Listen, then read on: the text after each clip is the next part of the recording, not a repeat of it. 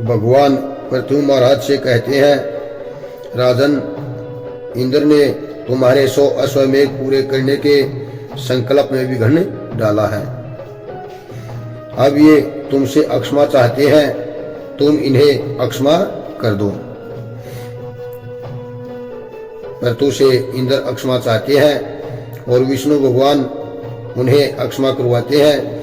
नरदेव, जो श्रेष्ठ मानव, साधु और सद्बुद्धि संपन्न होते हैं, वे दूसरे जीवों से द्रोह नहीं करते, क्योंकि यह शरीर ही आत्मा नहीं है। यह शरीर आत्मा नहीं है। यदि तुम जैसे लोग भी मेरी माया से मोहित हो जाए तो समझना चाहिए कि बहुत दिनों तक की हुई ज्ञानी जनों की सेवा में केवल श्रम ही हाथ लगता है। ज्ञानवान पुरुष इस शरीर को अविद्या, वासना और कर्मों का ही पुतला समझकर इसमें आसक्त नहीं होते। इस प्रकार जो इस शरीर में ही आसक्त नहीं है, वह विवेकी पुरुष इससे उत्पन्न हुए घर, पुत्र और धन आदि में भी किसी प्रकार की कोई ममता नहीं रखता।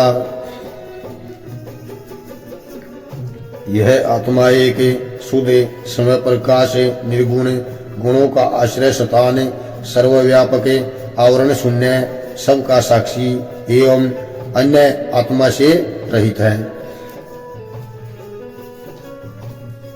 आत्मा और शरीर बिल्कुल अलग अलग हैं, अतएव शरीर से भिन्न है। जो पुरुष इस देह स्थित आत्मा को इस प्रकार शरीर से भिन्न जानता है, वह प्रकृति से संबंध रखते हुए भी उसके गुणों से लिप्त नहीं होता, क्योंकि उसकी स्थिति मुझ परमात्मा में रहती है। जो शरीर को और आत्मा को अलग मानता है, वह कभी भी भगवान की माया से मोहित नहीं होता। उसकी हमेशा उस आत्मा का ध्यान परमात्मा में ही रहता है। राजन, जो पुरुष किसी प्रकार की कामना न रखकर अपने वर्णाश्रम के धर्मों द्वारा नित्य प्रति श्रद्धा पूर्वक मेरी आराधना करता है, मतलब भगवान की आराधना करता है, उसका चित्त धीरे धीरे शुद्ध हो जाता है। जो भगवान की उपासना करता है, आराधना करता है, उसका चित्त शुद्ध हो जाता है। चित्त शुद्ध होने पर उसका विषयों से संबंध नहीं रहता तथा उसे तत्व ज्ञान की प्राप्ति हो जाती है। जब भगवान की आराधना करता है तो उसके बाद उसको तत्व ज्ञान की प्राप्ति हो जाती है, तत्व ज्ञान प्राप्त हो जाता है। फिर तो वह मेरी समता रूप स्थिति को प्राप्त हो जाता है।